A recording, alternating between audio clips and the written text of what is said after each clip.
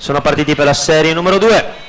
Alla corsia 1 Comin Omar Mirano Nuoto, corsia 2 Pandini Riccardo rappresentativa Idros, corsia 3 Ben Omar Sammi rappresentativa Idros, corsia 4 Porcari Simone stile libero SSD, corsia 5 Bincoletto Davide Wisp Nuoto Cordenons, corsia 6 del vecchio Alex Rarinantes Romagne, corsia 7 Lorenzetto Nicola Nottoli Nuoto 74, in corsia 8 Piria Lorenzo Arca Team.